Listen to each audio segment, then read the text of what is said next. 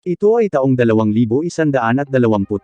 Sa mga araw na ito, naglalaro ang mga tao ng hyper-realistic na MMORPG game na tinatawag na Yggdrasil. Gayunpaman, ang larong ito ay malapit ng matapos. Habang halos lahat ng mga manlalaro ay nagsimulang umalis sa laro isa-isa, ang isang mataas na ranggo na manlalaro at ang pinuno ng pinakakinatatakutang guild, ang Ainsworth Gown, na nagngangalang Momonga, na may undead na avatar, ay isa sa napakakaunting nagpasya na manatili hanggang katapusan kasama ang kanyang teammate na si Hirohiro. Si Momonga ay palaging isang napakalaking tagahanga ng laro at nakakaramdam ng pagkalungkot na sa kabila ng lahat ng saya at kagalakan na dulot ng laro, ito ay sa wakas ay magtatapos. Gayunpaman, pagkatapos ng ilang minutong pakikipag-chat, nag-log out din si Hirohiro sa laro. Matapos gumugol ng napakaraming oras na magkasama at lumikha ng unbeatable guild na ito, lahat ng 41 miyembro maliban kay Momonga ay umalis sa laro, at sa wakas ngayong araw pagkatapos ng alas 12 ay aalis na rin siya. Matapos makipaghiwalay kay Hirohiro, hinawakan ni Momonga ang pangunahing sandata ng guild at tumungo sa kabilang silid kung saan naghihintay ang isang grupo ng mga NPC sa kanyang utos. Inutusan niya silang sundan siya sa silid ng trono ng guild. Doon, sa tabi mismo ng tronong ito, nakatayo ang pinakamaganda at pinakamalakas na NPC sa kanilang lahat, si Albedo. Sa kaunting oras na natitira para sa pagtatapos ng laro, nagpasya si Momonga na guluhin ang source code ng mga NPC ng kaunti. Tinitingnan niya ang code ni Albedo at nagpasya na gawin itong sobrang naaakit sa kanya habang siya ay naroon.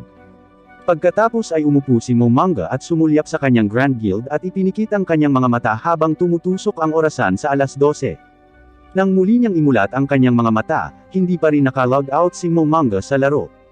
May mali. Mabilis niyang sinubukang subukan ang mga mensahe ng mano-mano at mag-log out mula sa laro ngunit mukhang hindi ito gumagana. Nagsimulang mabalisa si Momonga at upang idagdag sa kanyang pagtataka, kinausap siya ni Albedo at tinanong kung ano ang mali.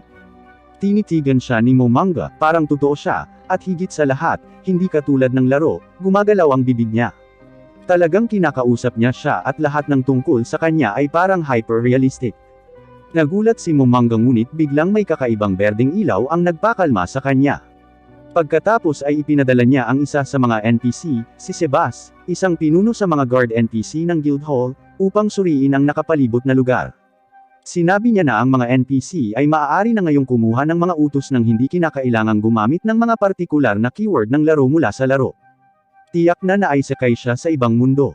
Gayunpaman, kailangang maging sigurado si Momonga at pagkatapos na paalisin ang mga battle-made na NPC para bantayan ang natitirang bahagi ng palapag, tinawag niya si Albedo sa tabi niya.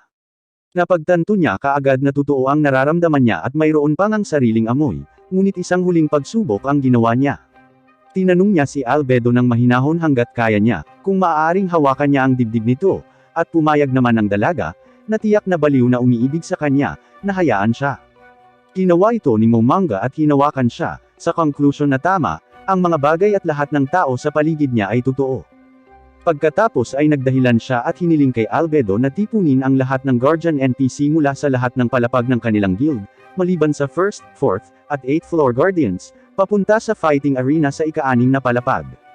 Pagkatapos ay tumungo siya mismo sa arena at nakipagkita sa mga Guardian ng ika-6 na palapag, dalawang cross-dressing Dark Elf, sina Mare at Aura. Nagpasya si Momonga na habang naroon siya, dapat din niyang subukan ang lawak ng kanyang mahika. Nag-summon siya ng malaking level 80 magical beast. Ang bagay ay umuungol na parang literal na demonyo ngunit hindi mapakali si Momonga na labanan ito, at sa halip ay hinayaan na lamang sa dalawang bata ang negosyo. Kasabay ng ginagawa ng mga elf sa elemental na demonyo, ang mga floor guardians ng Nazarick ay pumasok sa arena at isa-isang nagpakilala. Ang guardian ng 1st, 2nd, at 3rd floor, si Shaltir Bloodfallen, isang tunay na vampira. Si Cocytus, ang guardian ng 5th floor, na sabi ni Momonga ay ang kahulugan ng warrior. Si Demiurge, ang guardian ng ika-7 palapag, isang tunay na demonyo, at sa wakas ay si Albedo ang tagapangasiwa ng floor guardians. Isa-isa, upang igiit ang kanyang pangangibabaw sa presensya ng mga makapangyarihang nilalang, pinangakuan sila ni Momonga ng katapatan sa kanya. Ang mga Guardian ay nakakagulat na sobrang tapat sa kanilang master, na parang ang mga ito ay na-program sa laro, na ginagawang mas madali ang buhay para kay Momonga. Ang pinuno ng undead ay nalulugod sa kanilang mga panata ng katapatan, ngunit biglang inabisuhan ni Sebas na ang kanilang guild, ang Great Tomb of Nazarick, ay ganap na nai-teleport sa isang hindi kilalang lupain sa labas ng Yggdrasil. Namangha sa biglaang pagbabagong ito, hiniling ni Momonga sa mga Guardian na simulan ang pagpapalakas ng kanilang mga depensa, at hiniling kay Mare na gamitin ang kanyang mahika sa lupa upang ihalo ang Great Tomb of Nazarick sa nakapalibot na lugar. Pagkatapos ay binibigyan niya ang mga Guardian ng kani-kanilang mga utos at umalis. Sa kanyang pribadong chambers, nakaupo si Momonga na napagtanto na karamihan sa mga mekanik mula sa laro ay naka-apply pa rin sa kanya. Dahil siya ay isang undead, wala siyang nararamdaman at dahil nakatakda na ang kanyang class bilang magician sa laro ay hindi na siya maaaring gumamit ng anumang pisikal na armas. Gayunpaman, mayroong isang paraan upang laktawan ang panuntunang ito, gumamit siya ng armor upang pansamantalang itakda ang kanyang sarili bilang isang warrior class at ito ay nagbibigay sa kanya ng kakayahang gumamit ng mga armas. Tagumpay ang misyon. Pagkatapos ay lumabas si Momonga upang tingnan sa kanyang sarili ang bagong mundo kung saan siya dinala. Gayunpaman, sinusundan siya ni Demiurge, na nakikinig sa bawat salitang sinasabi ni Momonga. Habang kausap ang sarili, ibinubulong ni Momonga kung paano magiging isang masayang ideya ang dominasyon sa mundo sa isang bagong mundo. Sa kasamaang palad para sa kanya, narinig ni Demiurge ang lahat ng ito at mayroon ng plano na nabubuo sa kanyang ulo. Pagkatapos ay bumaba si Momonga sa kanyang dakilang palasyo na ngayon ay ganap na natatakpan ng lupa at mga halaman salamat kay Mare. Natutuwa sa kanyang mga nasasakupan, ibinigay niya kay Mare ang guild ring na nagbibigay sa kanya ng access sa buong palasyo sa pamamagitan ng teleportation. Mayroong isang maliit na isyu ng moralidad gayunpaman, nang nagpakita si Albedo at kinailangan din niyang bigyan siya ng isang singsing, para lang hindi siya magulo. At hindi lang iyon, nandoon si Demiurge at kailangan din siyang bigyan ng singsing. Napakaraming micromanagement doon. Sa ibang lugar, may isang bagay o sa halip na isang taong baliw ay nagpaplano ng isa pang masamang plano. Bumalik sa Nazarick, habang ginagamit ang kanyang magic mirror, si Momonga ay napadpad sa isang nayo na pinangalan ng Karn na inaatake ng ilang hindi kilalang mga kabalyero. Dahil si Momonga ay nagsimulang mag-transform ng isip bilang isang undead, sa una ay wala siyang nakitang pakikiramay para sa mga taong walang awa na pinatay. Gayunpaman, nang magtanong si Sebas kung dapat nilang tulungan ang mga tao sa lungsod na iyon, naalala niya noong araw na mahina pa siya sa laro. Lahat ng tao noon ay binubuli siya, lalo na dahil siya ay nasa mahinang class na undead. Pagkatapos ay mayroong isang overdramatic na bayani na pinangalanang, Touch Me, na nagligtas sa kanya. Ang bayaning ito ay ang parehong tao na lumikha kay Sebas habang siya ay nasa guild kasama si Momonga. Naniniwala si Touch Me na tungkulin nilang iligtas ang mga taong nangangailangan, kaya para maipagpatuloy ang pamana ng kanyang kaibigan, nagpa siya si Momonga na tumulong sa nayon pagkatapos ng lahat. Tumayo siya mula sa kanyang upuan at sinabihan si Sebas na hilingin kay Albedo na sumama sa kanya kung maaari at umalis. Bumalik sa labas ng Karn Village, pinalibutan ng dalawang sundalo ang isang kawawa na batang babae, si Ern at ang kanyang nakababatang kapatid na babae matapos ang brutal na pagtapos sa kanilang mga magulang. Ganoon din ang gagawin nila sa mga babae nang biglang nanlaki ang kanilang mga mata nang pumasok si Momonga sa lugar sa pamamagitan ng isang mahiwagang gate. Halos agad-agad siyang gumamit ng Tier 13 magic, na agad na nag-vaporize sa isa sa mga sundalo. Na-disappoint, si Momonga pagkatapos ay nagpaputok ng mahinang Tier 5 magic at pinapatay din ito ang natitirang sundalo sa isang iglap. Ang ikinagulat ni Momonga tungkol dito ay hindi ang katotohanang napakahina ng mga tao kundi ang katotohanang wala siyang naramdamang emosyon habang sinisira sila. Habang lumilitaw si Albedo sa kanyang likuran, inaabot ni Momonga ang isang pulang potion sa pagpapagaling sa batang babae na nasugatan sa huling labanan, at inabutan din siya ng simpleng mga trumpete na pang-summon ng mga goblins, na maaaring magamit upang tulungan siya kapag kailangan niya. Pagkatapos ay ibinaling niya ang kanyang atensyon sa pagliligtas sa nayon at gumawa ng magic spell na tinatawag na Death Knight. Sa lalong madaling panahon ang walang buhay na katawan ng lalaki sa harap niya ay naging isang napakalaking halimaw na Death Knight, at inutusan ito ni Momonga na puntahan at pawiin ang bawat sundalo sa nayon, at pagkatapos ang halimaw ay eksaktong ginagawa iyon. Hindi nagpapakita ng awa, ang Death Knight ay nilaslas ang napakalaking espada nito sa karamihan ng mga sundalo, pinunit ang kanilang mga ulo at bumubulusok sa mga ito hanggang sa mawala ang bawat isa sa kanila. Nang matapos ang kaguluhan, nagpakita si Momonga sa harap ng karamihan ng mga taga-nayon at ipinakita ang kanyang sarili bilang ang taong nagligtas sa kanila. Ipinagmamalaki niyang ibinalita ang kanyang pangalan na Ainz Olgaun, umaasa na kung may iba pang natigil dito mula sa laro, balang araw ay mahahanap nila siya dahil sikat ang pangalan ng Ainz Olgaun. Pagkatapos ay nakausap ni Ains ang pinuno ng nayon na nakakagulat na buhay pa, at hiniling sa kanya ang lahat ng impormasyon ng mundo bilang gantimpala sa pagligtas sa nayon mula sa mga sundalo. Ginagawa iyon ng inosenteng pinuno ng nayon at ibinibigay sa kanya ang lahat ng impormasyong nakuha niya. Sa wakas, matapos ang labanan ay inilibing nila ang mga namatay. Si Ains ay may napakaraming spells para ibalik ang mga patay, ngunit napagpasyahan niya na mas mabuting huwag makaakit ng atensyon ang kanyang sarili. Nang malapit na siyang umalis, isang grupo ng mga mandirigma na pinamumunuan ng isang lalaking nagngangalang Gazef, ang dumating sa nayon ng Karn. Ipinakilala ni Gazef ang kanyang sarili bilang pangunahing mandirigma ng Royal Guard ng Irantel na dumating doon pagkatapos na makatagpo kamakailan ng isa pang inatake na nayon. Siya ay pumunta doon upang protektahan ang nayon mula sa mga kabalyero na umiikot sa bawat nayon. Gayunpaman, ang hindi napagtanto ni Gazef ay, na hindi nayon ang hinahabol ng mga kontrabida kundi siya. Si Nigan Gridluon, isang napakatusong sorcerer ng ilang uri ay kakatanggap lamang ng isang 7th tier magic item mula sa mga pinuno ng Slintia Crazy, upang patayin si Gazef Stranov, at ito ang kanyang mga sundalo na sumasalakay sa mga nayon, na nag-aakit sa lalaki sa kanilang bitag. Nagmarcha ang mga tauhan ni Nigan papunta sa Karn Village kasama ang isang team ng magic casters para tapusin si Gazef.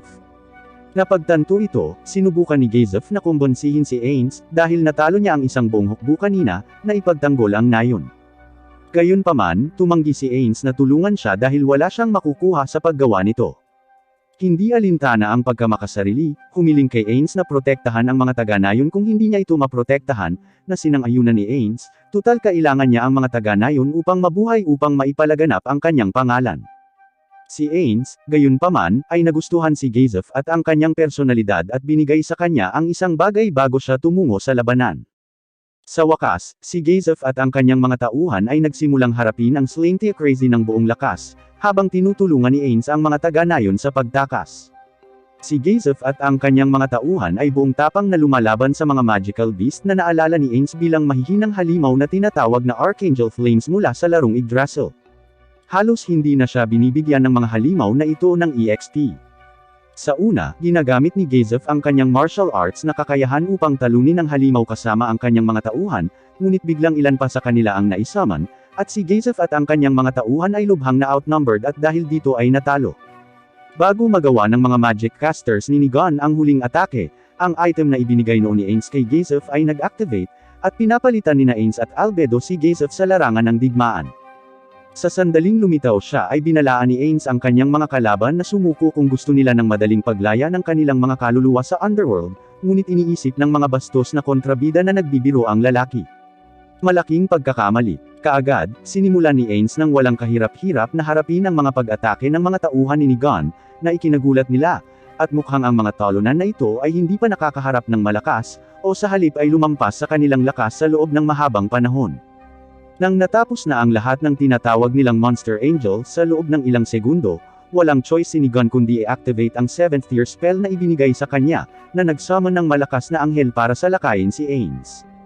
Ang pag-atake ay halos hindi nagdudulot ng sakit kay Ains, na kinukutsa niya ito.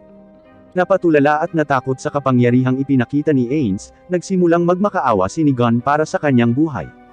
Ngunit binibigyan siya ng Overlord kung ano ang nararapat sa kanya. Isang lugar sa impyerno. Pagkatapos ng labanan, bumalik si Ains sa Nazarick at ibinalita ang kanyang bagong pangalan at ang layunin nilang ipalaganap ang kanyang bagong pangalan, ang Ains Olgaun, sa mga bagong lupain ito. Bagamat wala sa konteksto, maling nauunawaan ito ng kanyang mga lingkod bilang isang deklarasyon na nais niyang pamunuan ang mundo. Nang natapos na ang lahat, ibinigay ni Ains ang kanyang mga utos kay Sebas, ang maid na NPC, at kay Shaltir, na pumasok sa mundo at hanapin at hulihin ang pinakamalakas na lalaki mula sa buong mundo, habang siya mismo ay patungo sa lungsod ng Irantel kasama ang isa sa mga maidservant na si Nab-Erel Gama. Sina Ains at Nab-Erel ay gumagamit ng mga alias na Momon at Nabe, ayon sa pagkakabanggit, upang makasali sa Adventurers Guild sa lungsod ng Irantel upang matuto ng higit patungkol sa mundo. Matapos matagumpay na magparehistro bilang mga adventurer, ang dalawa ay tumungo sa isang lokal na inn upang magpalipas ng gabi kung saan halos nakatagpo na sila ng gulo. Sinusubukan at tinatakot sila ng ibang mga adventurer, ngunit hindi sila gaanong nakakatakot at hindi nila alam kung sino ang kanilang ginugulo. Sa panahon ng gulo bagaman, ang isa sa iba pang mga adventurer ay nasira ang kanyang potion at siya ay sobrang nasar. Lumapit siya at humihingi ng kapalit. Muntik na siyang atakihin ni Nabe, ngunit pinigilan siya ni Momon at binigyan sa halip ang babaeng adventurer ng isang pulang potion. Ang babaeng adventurer, si Britta, ay nalilito sa kung ano ang kanyang nakuha at tumungo sa bayan upang masuri ito. Dumiretso siya sa lokal na tindahan ng herbalist kung saan siya karaniwang bumibili ng kanyang mga potion at nakikipagkita sa may-ari ng tindahan na si Lizzie. Agad na nakilala ng matandang tindera ang potion bilang isang tunay na potion at sinubukang bilhin ito sa adventurer. Gayunpaman, sa halip na bilhin ang potion ay ipinadala niya ang kanyang apo, si Ferreira, upang hanapin ang taong gumawa nito at kahit papaano ay matutong likhain ito mula sa kanila. Sa guild, nakatagpo si Momon at Nabe ng isang grupo ng mga adventurer na tinatawag na Sword of Darkness, cool na pangalan ngunit mahinang mga individual. Ang tanging makapangyarihan sa kanila ay ang talent holder na si Ninya. Hiniling ng grupo si Momon at Nabe na sumali sa kanilang partido para sa isang misyon, ngunit sa sandaling iyon ay tinawag si Momon sa counter dahil siya ay hiniling para sa isang pribadong misyon ng walang iba kundi si Ferreira. Si Ferreira ay isa ring sikat na talent holder na maaaring gumamit ng anumang uri ng magical item, kaya sinabi ng Sword of Darkness kay Momon na marahil ay dapat niyang tanggapin ang request ni Ferreira. Gayunpaman, sinabi sa kanila ni Momon na maaari rin silang sumama sa kanya sa trabaho, dahil sumali na din naman siya sa kanilang party. Simple lang ang request, gusto ni Ferreira na magtungo sa nayon ng Karn para kumuha ng ilang halamang gamot, at gusto ng proteksyon mula sa mga bandido na darating sa kanila. Habang si Momon at ang kanyang partido ay patungo sa Karn Village, isang mapanganib na necromancer na si Khajiit, at isang uhaw sa dugo na babaeng assassin, si Clementine, ay nagpaplano ng pagsakop sa Irantel. Habang papunta sa nayon, ang partido ay inatake ng isang malaking grupo ng mga goblins at ogres, gayunpaman, mabilis silang nag-adjust. Ang isang plano sa labanan ay mabilis na ginawa, habang haharapin ng mga Swords of Darkness ang mga goblins, si Momon at Nabe ay tatapusin ang mga ogres. Habang nagpapatuloy ang laban, agad na sinira ni Momon ang formation at agad na pinawi ang ilang mga ogres ng mag-isa.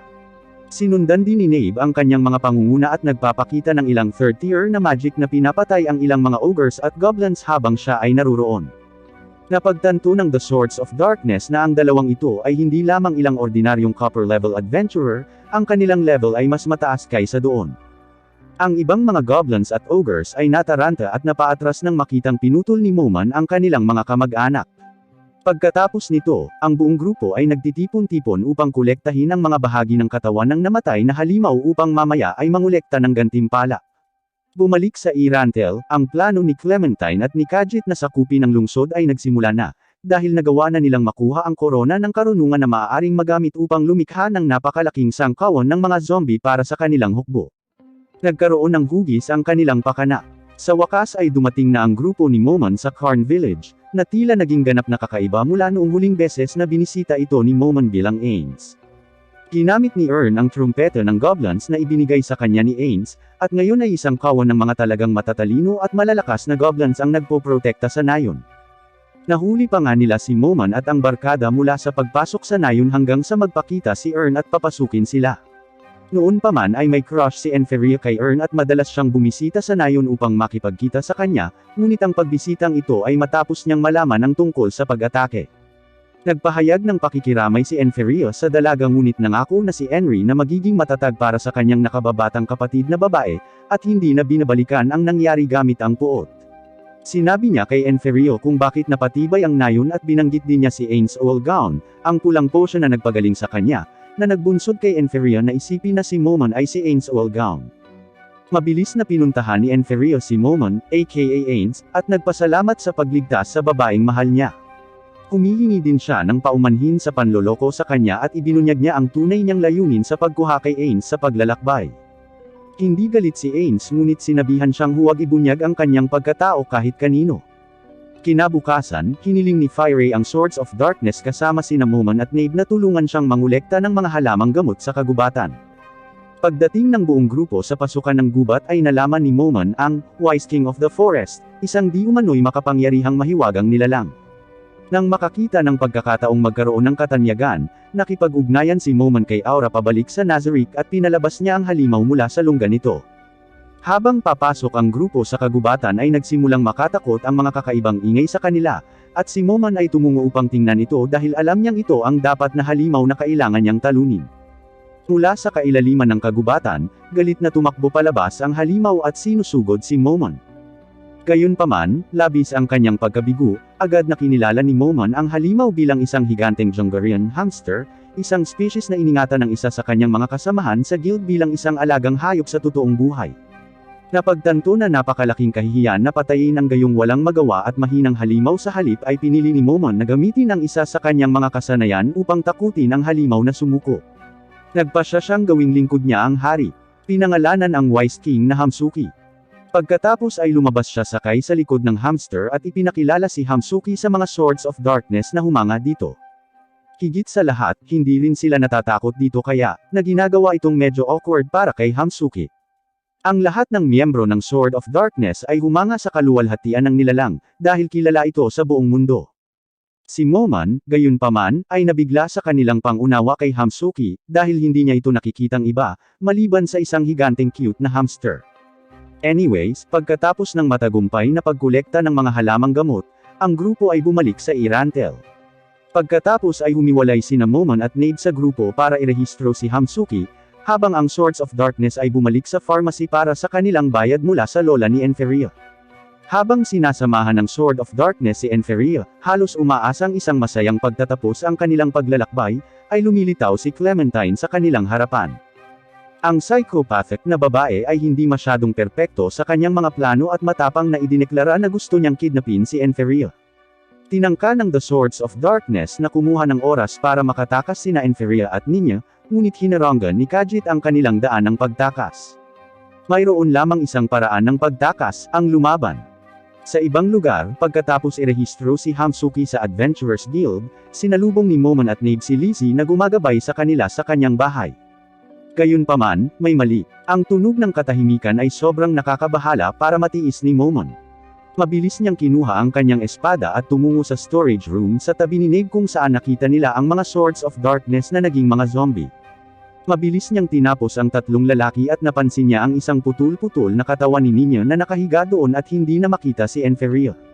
Alam ni Momon na kung sino man ang gumawa nito ay hindi itinago ang mga katawan, ibig sabihin ay wala silang pakialam na takpan ang kanilang mga landas.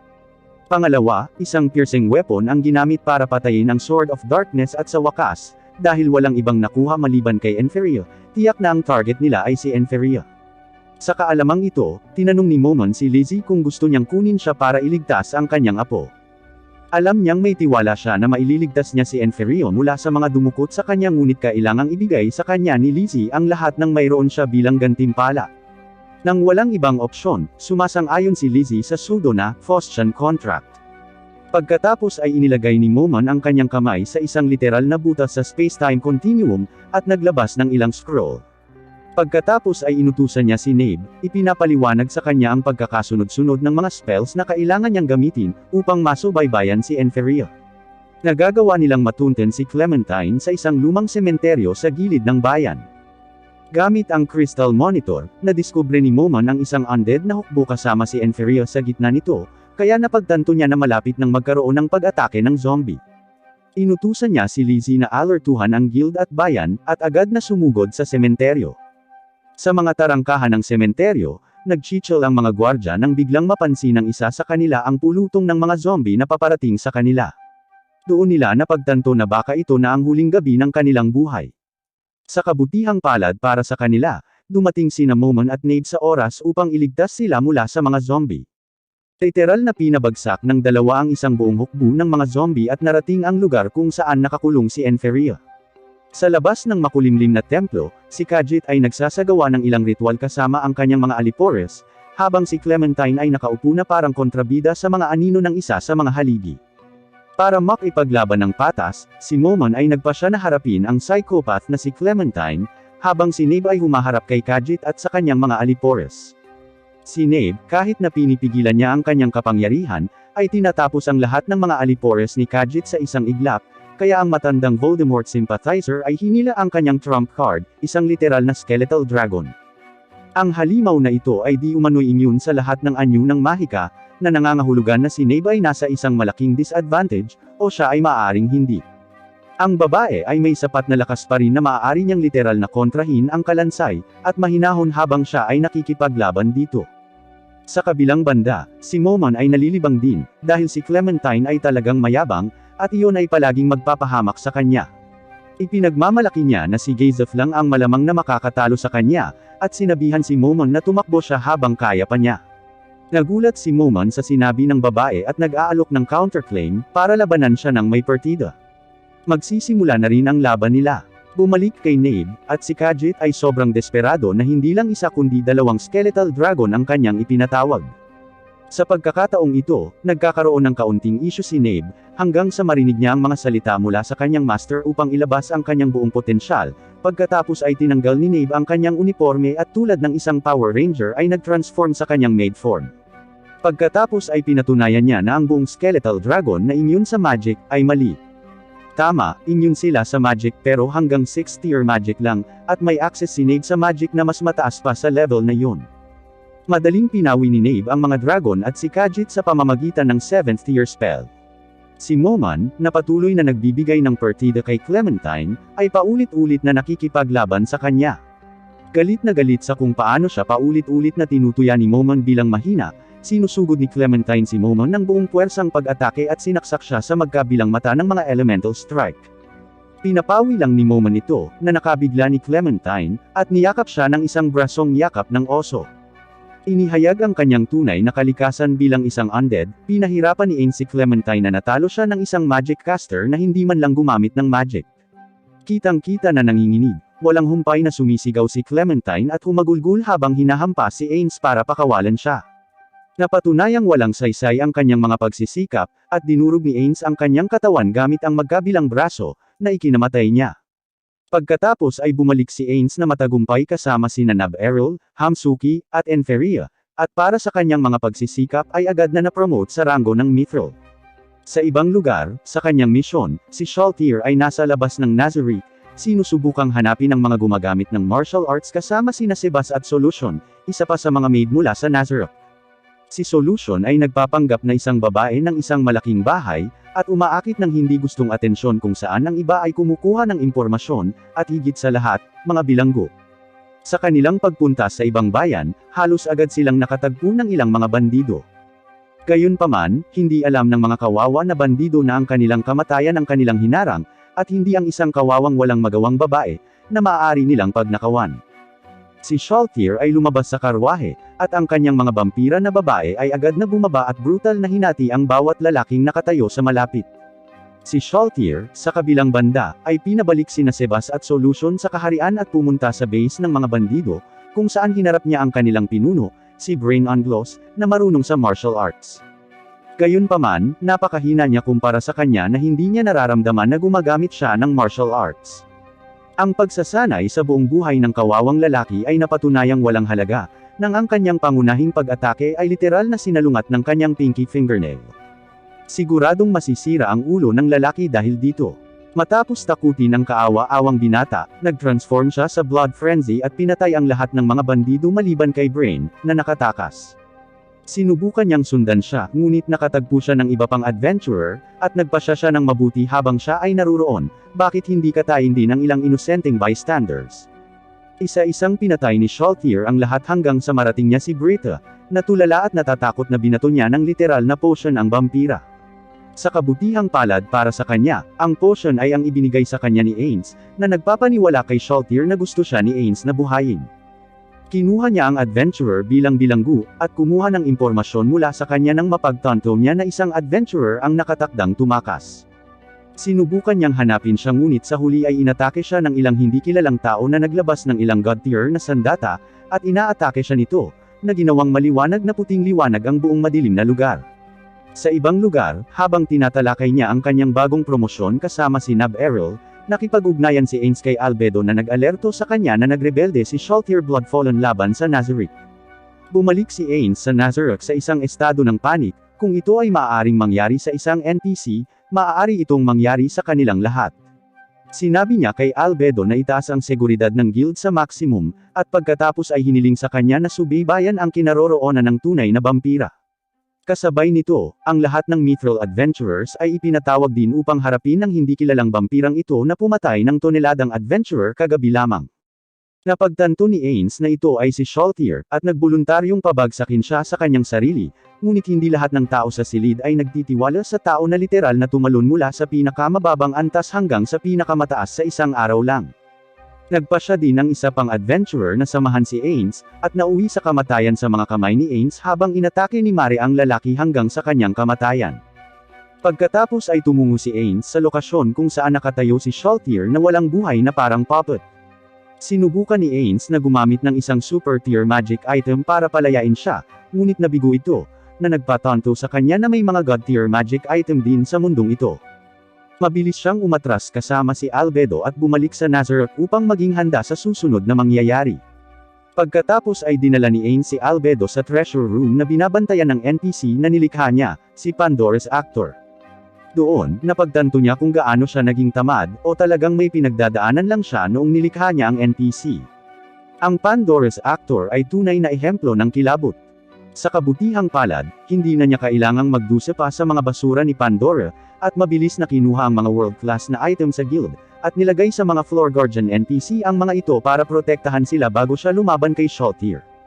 Ngunit sinabi rin niya na isa si Shaltir sa pinakamalakas na NPC sa Nazarick at baka hindi niya ito matalo. Matapos ang lahat ng paghahanda, si Ains ay tumungo sa unang malaking labanan ng kanyang buhay sa bagong mundong ito. Sa lahat ng iba pang floor guardians na nanunood, si Ains ay hindi lamang nakikipaglaban para sa tagumpay kundi para sa kanyang karangalan bilang pinuno ng Nazarick.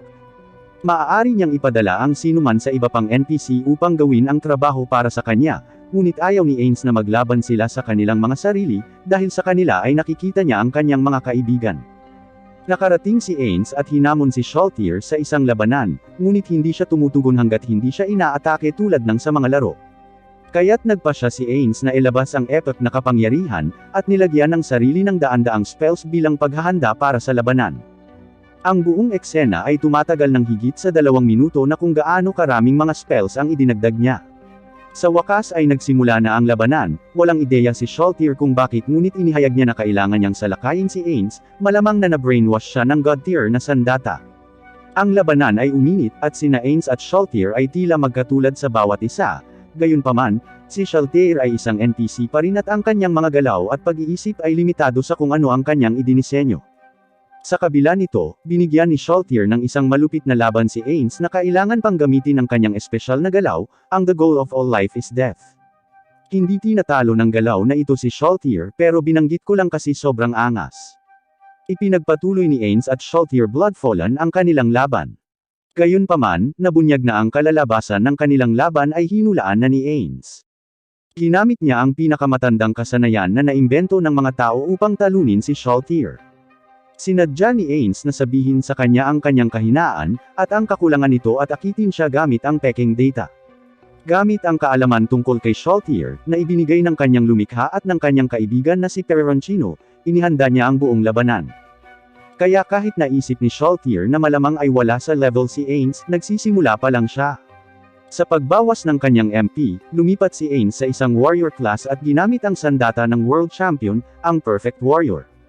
Pagkatapos ay sinamantala ni Ains ang katotohanan na siya ay naglalaro ng Yggdrasil ng sobrang tutok sa nakalipas na mga taon, at naglabas ng sunod-sunod na item sa cash shop. Sa wakas ay gumamit siya ng super tier spell, ang Fallen Down, na sa wakas ay pumatay kay Shaltir. Sa pagkatalo ng NPC, bumalik si Ains sa Nazarick. Pagkatapos ay tinipon ni Ains ang lahat ng kanyang mga katulong sa treasure room at sinabi sa kanila ang kanyang plano na buhayin si Shaltir gamit ang ginto na mayroon sila. Sinabi niya sa kanila na patayin si Shaltir kung magising siya na nasa ilalim pa rin ng utos ng god tier magic. Pagkatapos, binuhay niya si Shaltir gamit ang 500 milyong ginto. Sa kabutihang palad, si Shaltir ay wala na sa spell, ngunit wala siyang alaala sa kanyang oras na nasa ilalim siya ng kontrol ng isip. Nang bumalik sa normal ang lahat, si Momon at Nabe ay bumalik sa guild upang maghanap ng bagong trabaho, at ipinakita na siya ay direktang na-promote sa Adamantine class, na ginagawa silang ikatlong partidong Adamantite sa kaharian. Nagsisimula ang Season 2 sa isang lugar sa isang hindi kilalang dungeon, ang isa sa mga dating maalamat na adventurer, si Rigrit, ay nakipagkita sa isang malaking dragon, na tila pamilyar sa mundo ng Yggdrasil.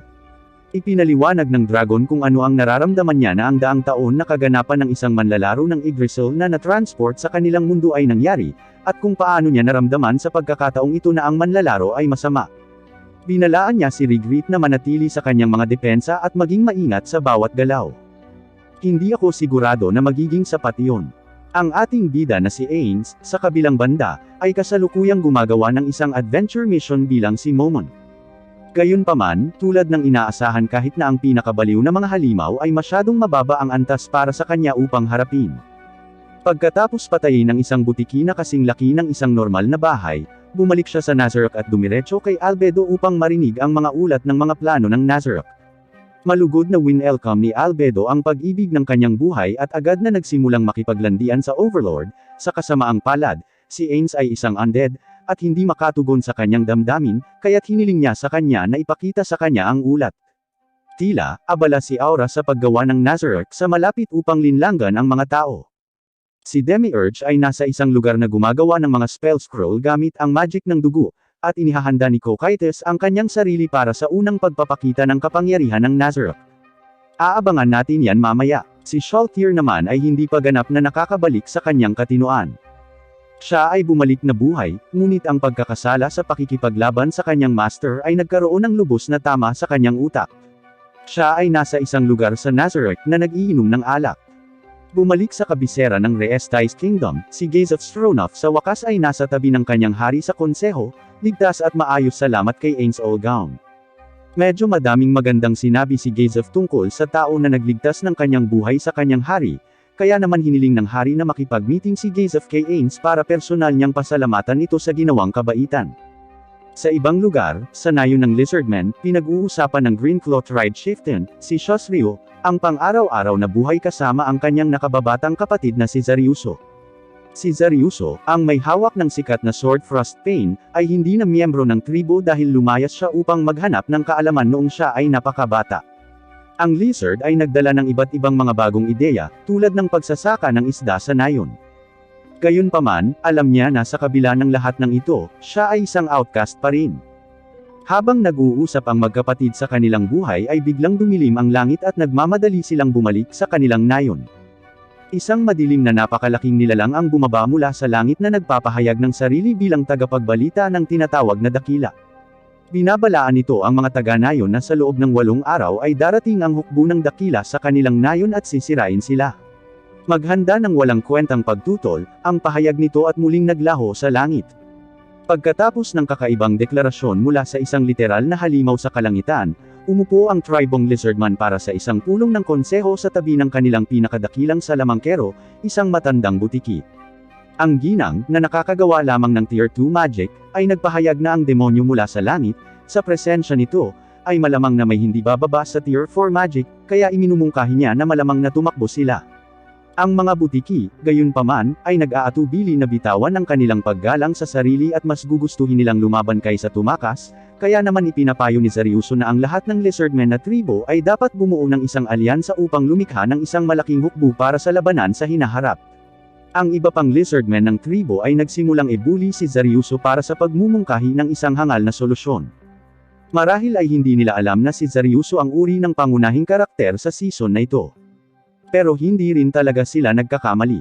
Noon pa noong panahon na ang mundo ng mga Lizardmen ay sinalanta ng taggutom, ang 7 Lizardmen na tribo ay nakipagdigma para sa pagkain.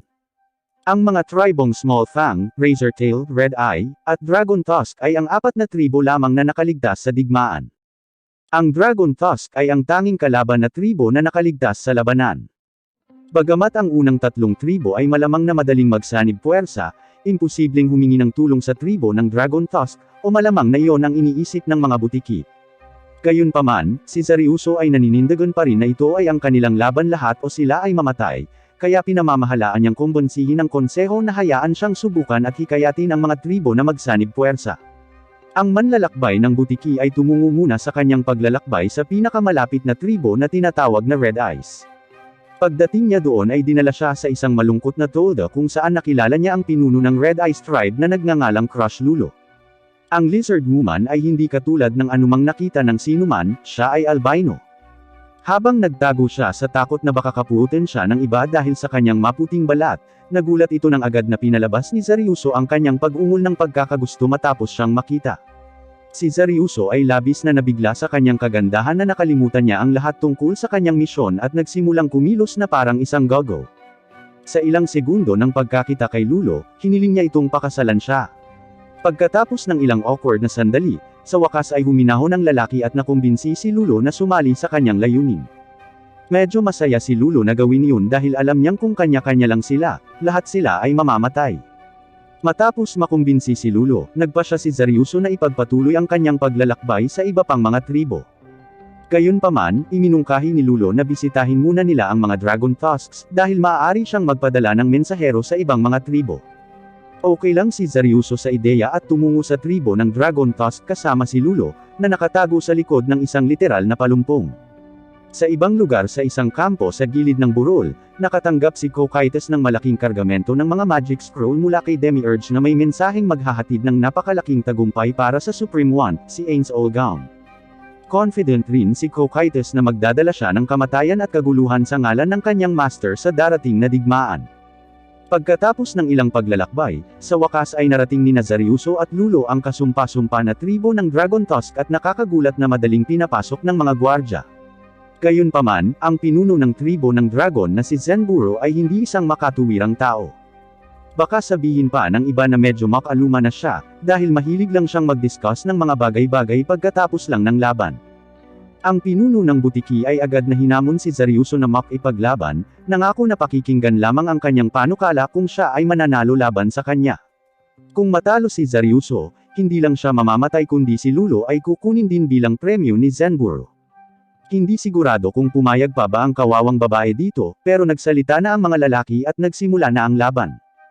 Halos kaagad na napagtanto ni Zaryuso na ang kanyang pisikal na lakas ay mas mababa kaysa kay Zenburo, habang ang malakas na pinuno ng Lizardmen ay pinapa-atras ang kawawang butiki sa paligid. Gayunpaman, si Zaryuso ay mayroong kanyang armas na Frost Pain, karaniwang isang cheat code sa tonelada ng mga laban.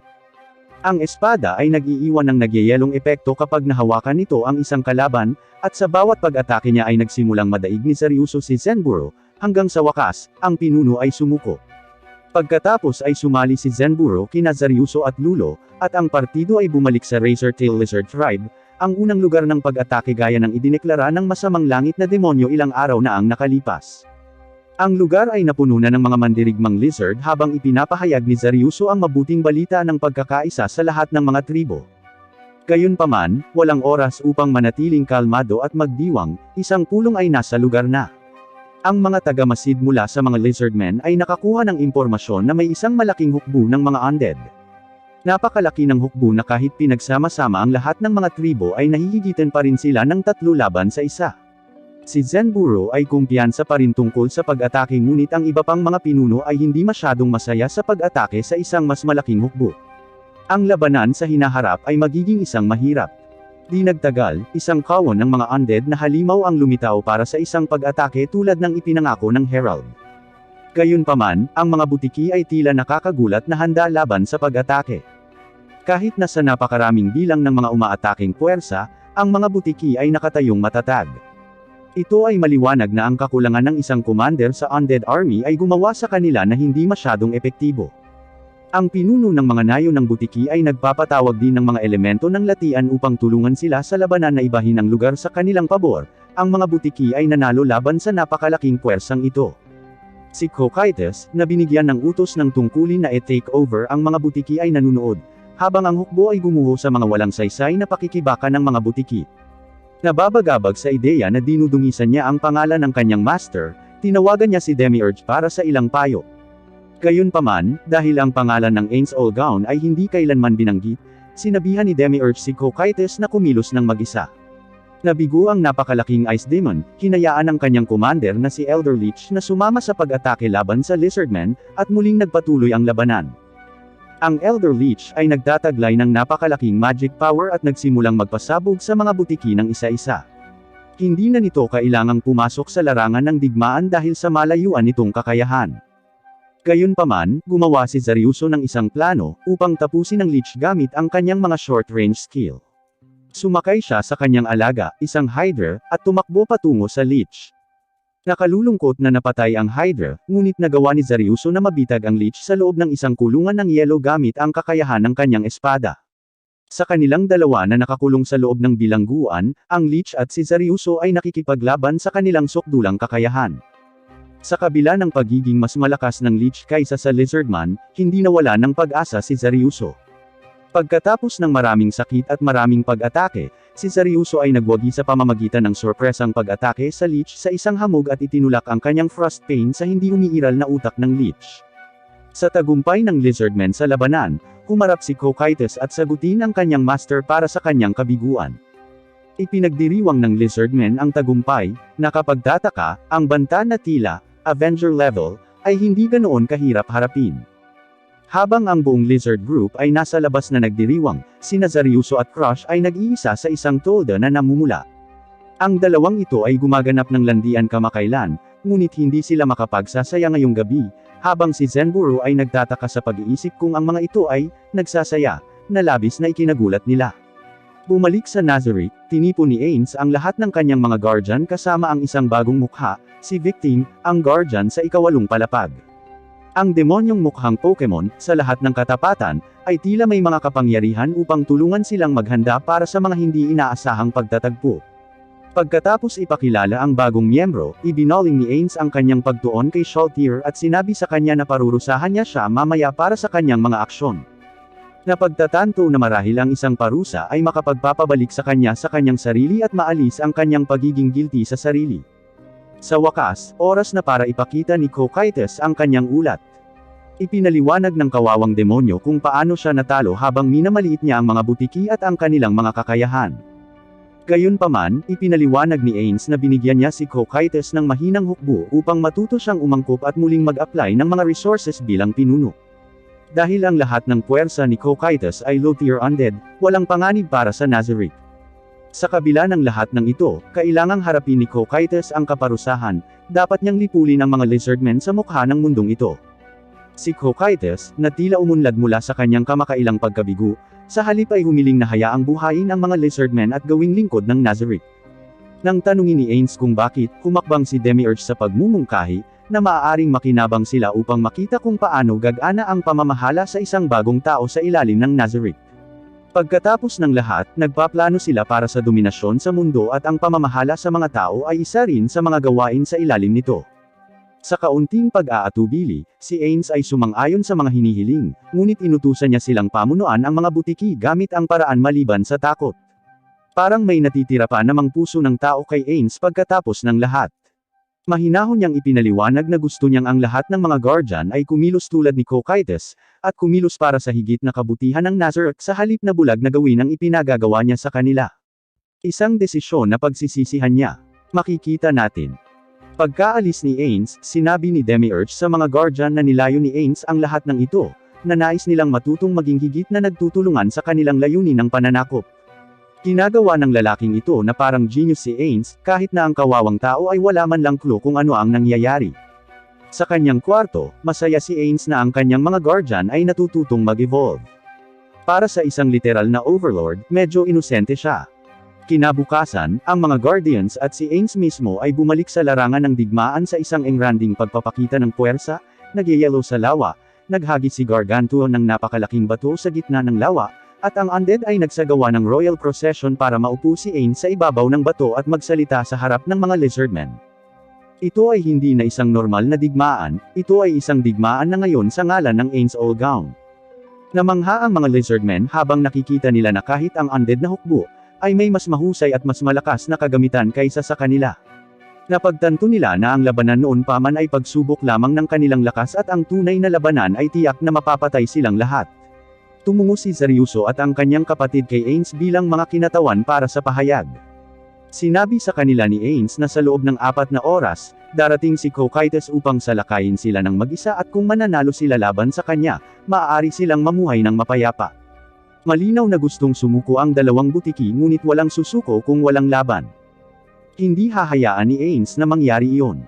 Pagkatapos ay tinalakay ng mga pinuno ng 5 tribo ang kanilang bagong plano sa labanan. Nagpasya silang pumunta sa kanilang sarili nang wala ang kanilang mga hukbo, kasama si Crush na manatili at pamunuan ang natitirang mga nakaligtas. Habang nakikipagtalo siya laban dito, iniwan ng tribe leader si Zaryuso para makipag-usap sa kanya. Sinisikap ni Zaryuso na kumbonsihin ang kanyang mahal na ito na ang wakas para sa kanila, at gusto niyang mabuhay siya kahit na mamatay siya sa labanan, na malamang na mangyayari. Sa wakas ay tinanggap na ni Crush ang kapalarang nasa harap nila, ngunit hiniling niya na buntisin niya ito bilang simbolo ng kanilang pagmamahalan. At kaya, ilang sus na bagay ang naganap. Ang Lizardmen Champions, sina Zaryuso, at Zenburo, kasama sina Kyukozuzu at Sukyu Juju, ng Razortail at Smallfang Chieftains ay naghahanda para sa pakikipaglaban kay Cocytus. Sa panahon ng paghahandang ito, pumasok si Ains at ang kanyang mga guardian sa isang pansamantalang base ng mga operasyon. Doon sa pansamantalang base, si Ains ay nakaisip ng isang perpektong parusa para kay Shalltear na magpapahiya sa kanya para lamang makabalik sa kanyang dating sarili. Nagpasya siyang gamitin ang tunay na vampira bilang kanyang pansamantalang trono habang pinapanood niya ang labanan.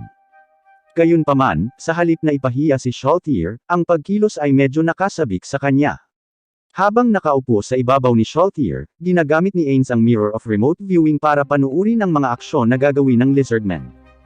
Sa kasamaang palad, aksidenteng natisod ng Overlord sina Zaryuso at Crush sa gitna ng kanilang sesyon. Well, alam mo na kung ano ang ibig kong sabihin. Ito ang dahilan kung bakit hindi angkop ang pag-espiya. Makalipas ang ilang sandali, ang mga kampyon ng The Lizardmen ay nakahanda sa larangan ng labanan, at dumating si Cocytus upang lumaban na gamit ang kanyang Floor Guardian gear. Gaya ng inaasahan, si Cocytus ay mas malakas kaysa sa mga pinuno at isa-isa silang pinuputol. Ang dalawang chieftain mula sa mas maliliit na tribo ay hiniwa sa kalahati at ang ulo ni Zenburo ay nahiwalay din sa kanyang katawan sa loob lamang ng ilang segundo.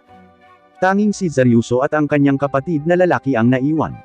Nasiyahan sa kanilang mga kakayahan, hiniling ni Cocytus ang kanilang mga pangalan at binigyan sila ng karangalan ng kamatayan sa pamamagitan ng kanyang God-slaying Emperor Blade. Sinubukan ng kapatid na ilapat ang parehong pamamaraan na ginamit nila sa Lich upang talunin si Cocytus, ngunit sa pagkakataong ito ay iba na at madali silang na-counter. Sa harap mismo ng mga mata ng kanyang kapatid, si Shosryu ay pinatay at makalipas ang ilang segundo sa isang sandali ng emosyon, si Zaryuso ay natalo rin. Ang tagumpay sa ngalan ng Ains All-Gown ay nakamit.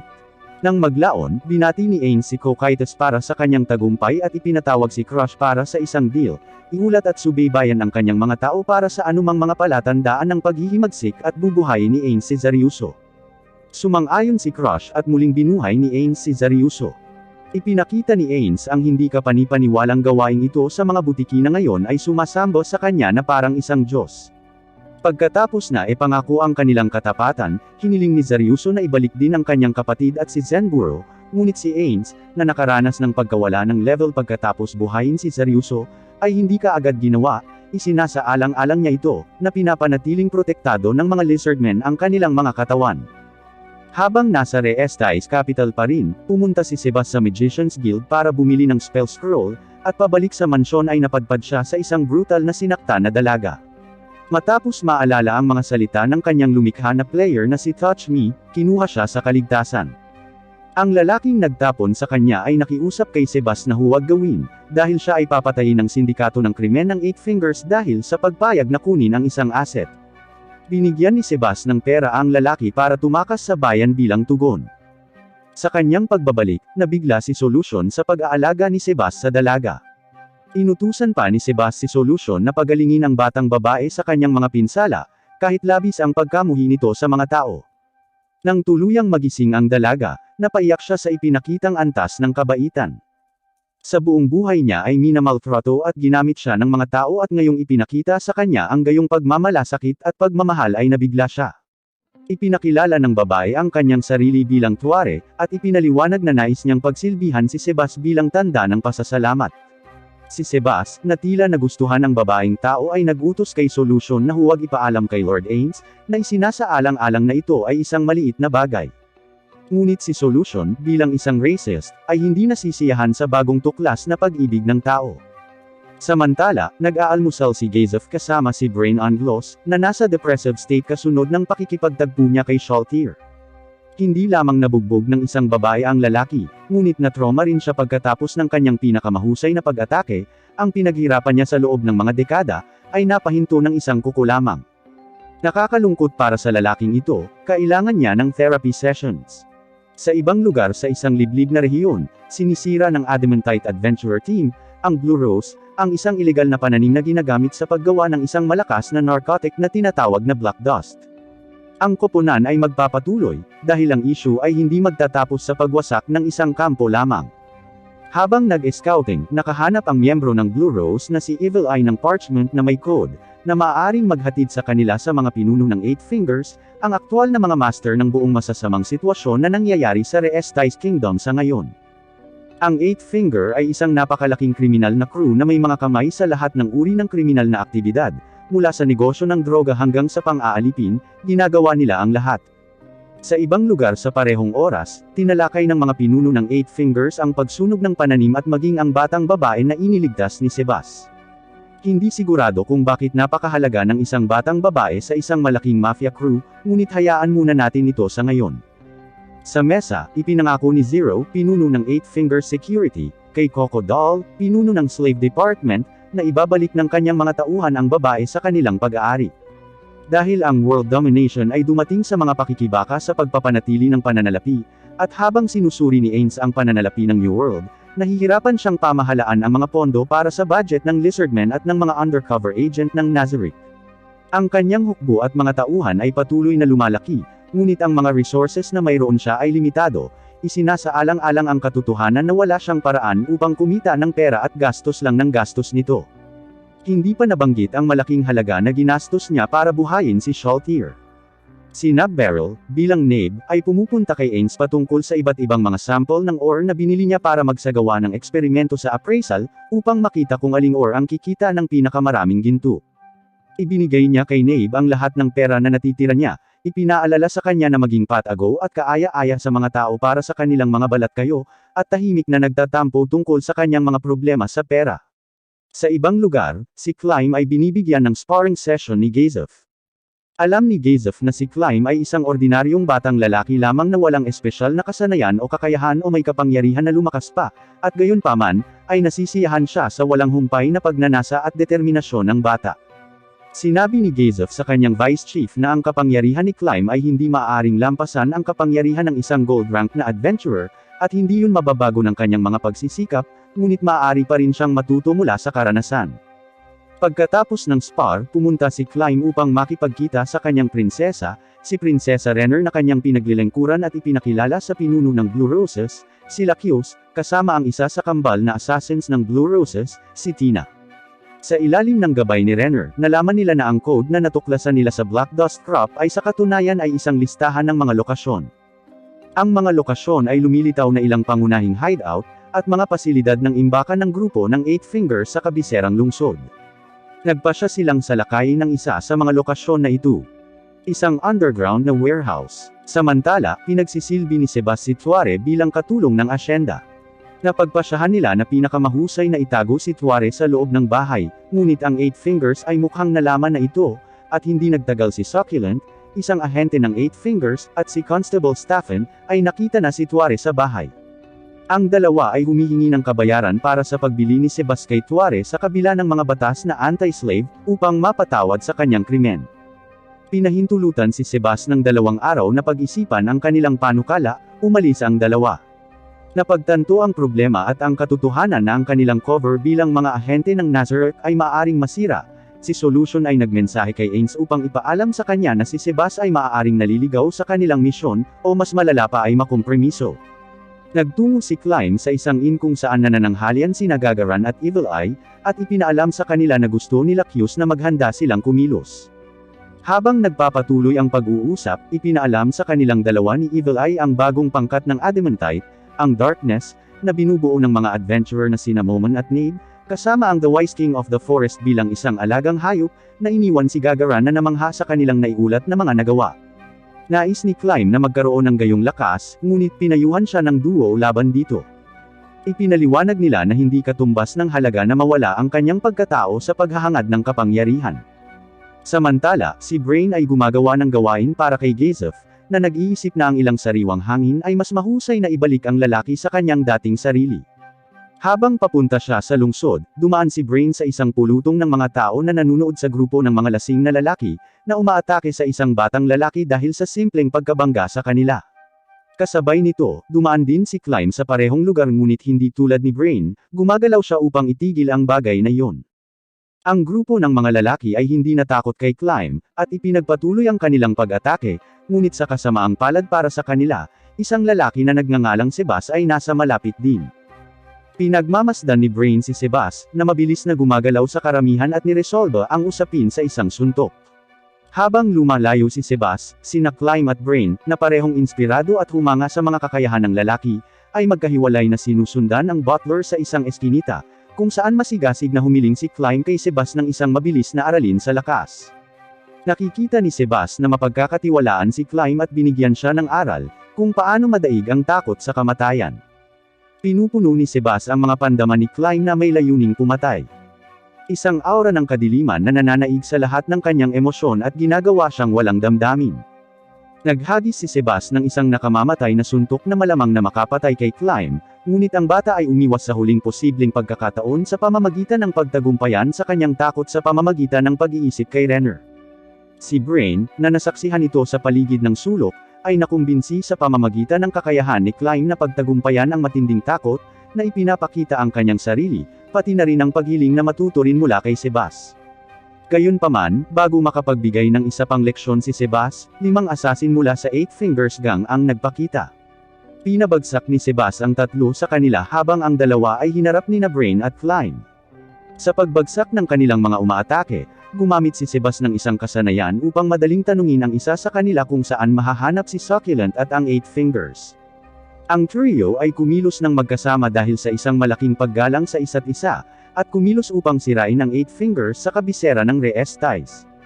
Tumungo sila sa brothel ni Succulent, ang parehong lugar kung saan iniligtas ni Sebas si Tuare. Dumating sina Sebas, Brain at Climb sa brothel at gumamit ng 2 entryway, ang pintuan sa harap ng pangunahing brothel, at ang gilid na pasukan sa underground storage area. Pinuntahan ni Climb at Brain ang huling pinto, habang si Sebas naman ang sumusugod sa harapan. Binalaan ni Sebas ang 2 na kung kinakailangan, papatayin niya ang oposisyon sa loob kung mapipilitan siya, na may pagkakaunawaan silang 2. Hinihiling lamang nila na mahuli ang mga pinuno ng 8 Fingers na sina Crocodile at Succulent. Madaling tinanggal ni Sebas ang bakal na pinto at pinabagsak ang mga gwardya, at naabutan niya ang constable, si Stephen Havish, na walang awang inatake ang isang aliping babae para sa kasiyahan. Sinampal ni Sebas si Stephen sa isang madugong estado, at pagkatapos humingi ng awa ang constable gamit ang pera, napagpasyahan ni Sebas na hindi siya karapat-dapat sa buhay at sinipa siya sa kalahati. Itinigil ni Brain at Climb ang kanilang pagsalungat, at nakahanap ng trapdoor na humahantong sa underground storage. Habang nag-scout si Brain ng mas malalim at si Climb ay nakatayong nagmamasid, dumating sina Crocodile at Succulent sa isang nakatagong daanan sa harap ng batang mandirigma. Ginagamit ni Succulent ang kanyang illusion magic para masaktan ng husto si Climb, hanggang sa bumalik si Brain at natalo siya gamit ang kanyang God-slash technique. Matagumpay na nahuli ng 3 ang 2 sa 8 Fingers at bumalik sa kani-kanilang tahanan. Bumalik si Brain sa tahanan ni Gazef at naghapunan ang 2 na tinatalakay ang pag-unlad ni Climb at ang pangalan ni Shaltir. Bumalik si Sebas sa manor na sinalubong ni Solution sa kanyang Pleiades attire, na sinasabi sa kanya na si Ains ay nasa susunod na silid na naghihintay na makipag-usap sa kanya. Kalaunan ng gabing iyon, tinipo ni Zero ang natitirang mga miyembro ng 6 Arms para patayin sina Sebas, Climb, at Brain dahil sa pagkontra sa kanila. Si Ains, sa totoo lang ay si Pandora's actor na nakadisguise, ay nag-imbestiga sa posibleng pagtataksil ni Sebas, kasama sina Demiurge, Victim, at Cocytus bilang mga saksi. Inutusan niya si Sebas na patayin si Tuare upang kumpirmahin ang kanyang katapatan. Ginawa ni Sebas ang hiniling ng kanyang master, ngunit ang kanyang pag-atake ay hinaranggan ni Cocytus. Ang lahat ng ito ay pagsubok. Binabati kita Sebas, isa kang maswerteng lalaki. Dumating ang totoong Ains, at narinig ng Overlord ang buong pangalan ni Tuare na napagtantong kapatid siya ni Ninya, ang Magic Girl mula sa Season 1, mula sa crew ng The Sword of Darkness. Yung tragically na kinatay. Mukhang nagkataon lang, na ang babaeng gustong iligtas ni Ninya ay iniligtas ng isa sa mga tauhan ni Ains. Sa pakiramdam na nabigyan niya ng hustisya ang kaluluwa ng kawawang babae, hinayaan niyang tumira si Tuare sa kanila sa kahilingan ni Sebas na maging pansamantalang kasambahay. Bumalik sa Royal Palace, nagkita sina Renner at ang Blue Rose para talakayin ang mga pagsalakay sa Eight Fingers. May isang malaking problema, ang hukbo ng hari ay walang sapat na mga tauhan para harapin ang buong pagsalakay. Ang isang internasyonal na gang ay talagang mas may pondo at mas maintain kaysa sa hukbo ng hari. Nasa problema ang bansa. Gayunpaman, ang prinsesa na si Renner ay matalinong pinagtagumpayan na pilitin ang kanyang kapatid na si Raven na ipahirim ang kanyang pribadong hukbo sa sabay-sabay na pagsalakay ng Eight Fingers. Pagkatapos ng mahabang araw ng pagkuha ng mga materyales, o linawin natin, ang pagtapos ng buhay ng mga tao para kay Demiurge, bumalik sina Sebas at Solution sa asyenda, at nalaman na si Tuare ay nawawala, at nakakita ng isang tala mula sa Six Arms na hinahamon si Sebas para sa kanyang kalayaan. Ipinaalala ni Solution kay Sebas ang mga salita ni Ains, at nagmensahe sila sa kanilang master ng sitwasyon. Gayunpaman, abala si Ains sa isang adventure mission bilang si Momon. Ang ating bida ay nagtatrabaho araw at gabi upang kumita ng pera para sa pagpapatakbo ng isang bansa.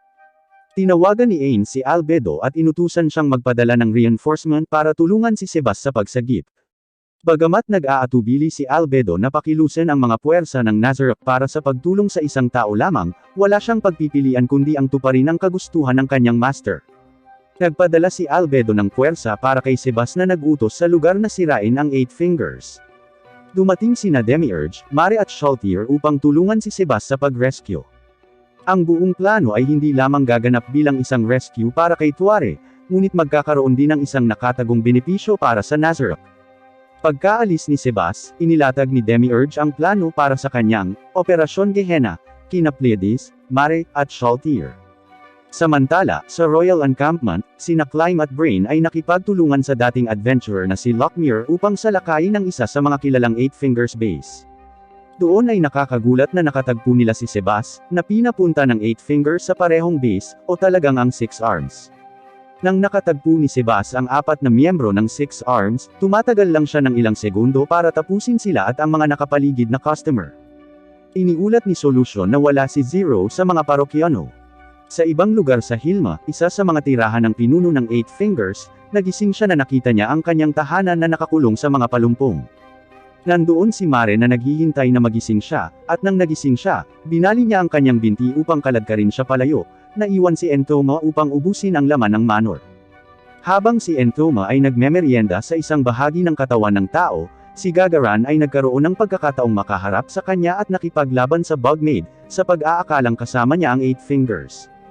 Dumating ang mga miyembro ng Blue Rose na sina Tia at Evil Eye, at sama-sama nilang dinaig at tinalo si Entoma. Bago magawa ang pantapos na atake, ang Bugmaid ay iniligtas ng isa pang demonyo, si Joldebath, na talagang si Demiurge, ngunit huwag nating ibunyag ang sikreto sa mga kawawang Blue Rose adventurer, at dinala sa kaligtasan. Pagkatapos ay bumalik ang demonyo, at sa isang iglap, sinira si Gagaran at Tia gamit ang kanyang demon skill, ang Hellfire Wall. Walang magawa si Evil Eye kundi panuurin ang pagkamatay ng kanyang mga kaibigan. Sa wakas, nag-ipon siya ng lakas ng loob na sugurin ang demonyo, ngunit biglang lumitaw ang isang madilim na figure sa kanyang harapan at pinigilan siya sa pagtapo ng kanyang buhay.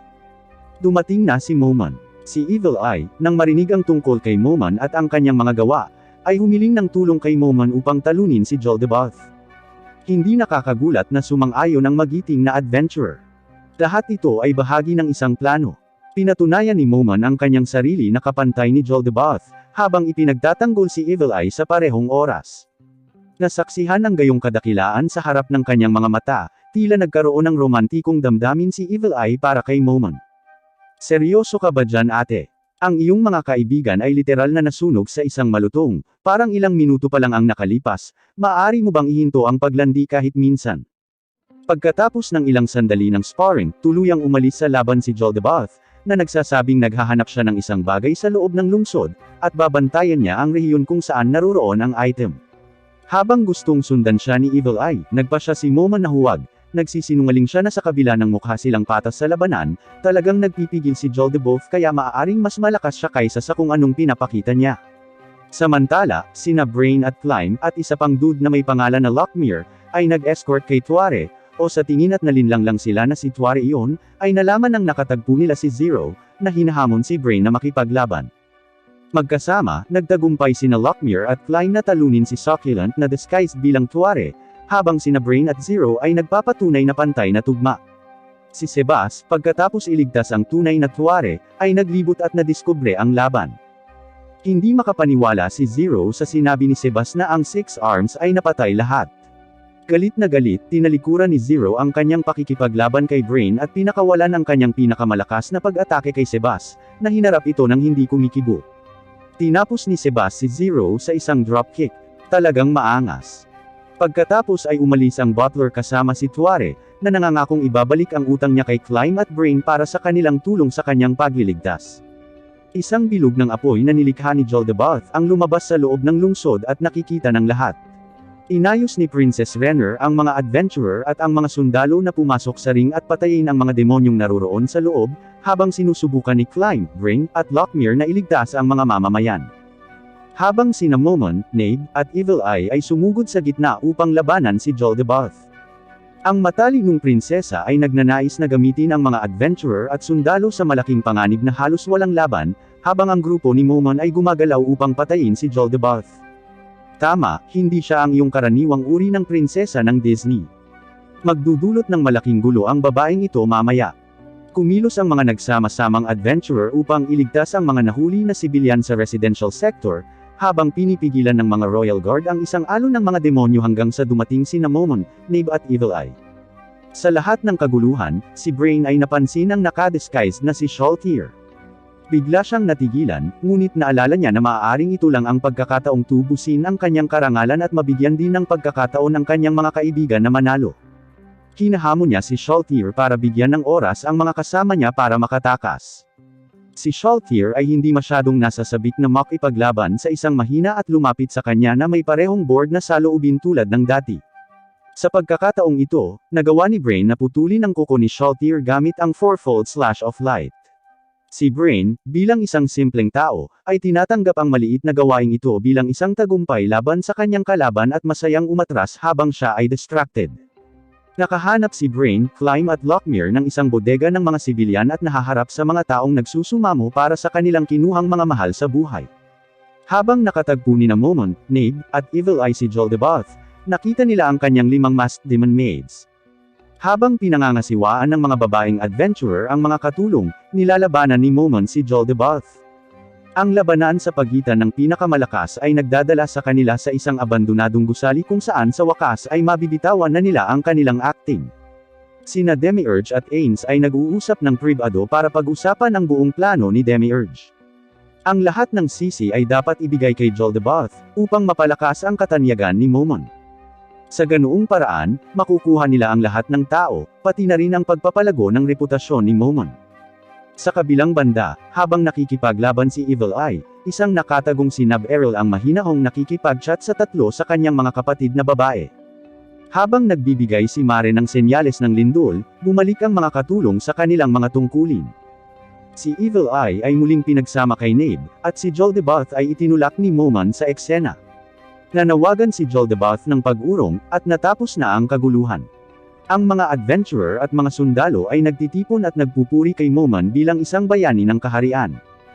Sa ibang lugar, nahuli ni Aura ang natitirang mga pinuno ng 8 Fingers at ginawa silang mga alipin ni Ain's Gown. Sa Baharuth Empire, ipinaalam ni Fluder Peridine kay Emperor Jerk Nivrun, na habang iniimbestigahan si Ain's Gown, napagpasyahan niya na ang Magic Caster ay mas malakas o katumbas ng kanyang antas ng mahiwagang kapangyarihan. Habang nagnanais na makilala ng personal si Ains, inutusan ni Jerkniv si Fluder na imbestigahan din ang Adamantite adventurer na si Momon. Ayan na para sa Season 1 at 2. Kung ang video na ito ay makakuha ng 3,000 likes, alam kong gusto nyo rin ang anime na ito, itutuloy ko ang Season 3 at 4, salamat sa panonood.